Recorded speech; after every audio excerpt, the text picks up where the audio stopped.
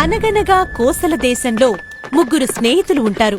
ఒకడు యువరాజు ప్రవరుడు, మంత్రిగారి కొడుకు రాముడు, సైన్యాధ్యక్షుడి కొడుకు వసంతుడు. ముగ్గురూ దేశయాటన చేయడానికి బయలుదేరి వెళతారు. అమ్మయ్యా, ఇప్పుడు నాకు చాలా సంతోషంగా ఉందిరా.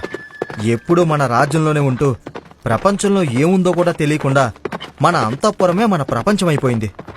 ఎవరికి చెప్పకుండా బయలుదేరాము. మన పెద్దలు మనం ఎటు వెళ్లాము అనే ఆందోళన పడుతుంటారేమోరా. మనమేమైనా చిన్నవాళ్ళమా దారి తప్పిపోవటానికి? కొంతసేపు వెతికి విహారయాత్రకు వెళ్ళుంటారులే అనుకుంటారు. మనం కనీసం 1 సంవత్సరం పాటైనా ఈ యాత్ర సాగించాలి. ఈ సమయంలో మన దగ్గరున్న డబ్బు ఒకవేళ అయిపోయినా మనం ఎవరిని అడగకూడదు. మనమే కష్టించి ఆ డబ్బు సంపాదించుకోవాలి తప్ప తిరుగు ప్రయాణం ఊసే రాకూడదు. ఇద్దరికీ అర్థమైందా? మేముండగలం. నువ్వే ఇప్పటి వరకు రాజభోగాలు అనుభవించి ఉంటావు. నీకు కష్టమేంటో తెలియదు. నువ్వే ఈ విషయాల్లో గట్టిగా ఉండాలి. అటువంటి భోగభాగ్యాలకు దూరంగా ఉండాలనే కదరా ఈ విహారయాత్ర. చాలా దూరం వచ్చేసాం. ఇది చూస్తుంటే దట్టమైన అడవిలా ఉంది. ఈ రాత్రికి ఇక్కడే విశ్రాంతి తీసుకుందాం. ఆ రోజు రాత్రి వారు విశ్రాంతి తీసుకుని మరుసటి రోజు ఉదయం లేచి చూసేసరికి ఇదేంటి ఇంత పెద్ద చెట్టు? మనం ఇంతకు ముందు చూసింది లేదు. రాత్రికి రాత్రి ఇది ఇక్కడ ఎలా ప్రత్యక్షమైంది? అవును, నిన్న రాత్రి మనం నిద్రించేటప్పుడు ఈ చెట్టిక లేదు కదా. అకస్మాత్తుగా ఇది ఎక్కడి నుంచి వచ్చింది? అదే కాదు, దీన్ని చూస్తుంటే కనీసం 100 సంవత్సరాల పూర్వం చెట్టులా ఉంది. అంతా వింతగా ఉందే. ఇంతకీ మనం రాత్రి ఇక్కడే నిద్రించామా, లేక ఎక్కడైనా పడుకుని నిద్రలో నడుచుకుంటే ఇక్కడికొచ్చామా? మనం నిద్రలో నడిచి వచ్చామంటే సరే, మన గుర్రాలు కూడా నిద్రలో మనతో పాటు రావు కదా. అవి కూడా ఇక్కడే ఉన్నాయి. అంటే మనం రాత్రి ఇక్కడే నిద్రించాం. ఇదేదో మాయా చెట్టులా ఉంది.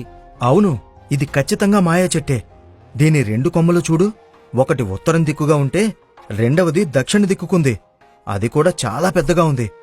ఒక మనిషి 2 చేతులు చాపి నించున్నట్టుంది. అవునురా, ఇదేదో మాయ చెట్టే. మనం త్వరగా ఇక్కడి నుంచి వెళ్ళిపోతే మంచిదనిపిస్తుంది. ఏంట్రా నువ్వు పిరికివాళ్ల మాట్లాడుతున్నావు? మన ప్రయాణంలో ఇలాంటివి ఎదురైతేనే కదా మనకు ఉత్సాహంగా ఉండేది. దీనికి 2 పక్కల 2 కొమ్మలున్నాయి.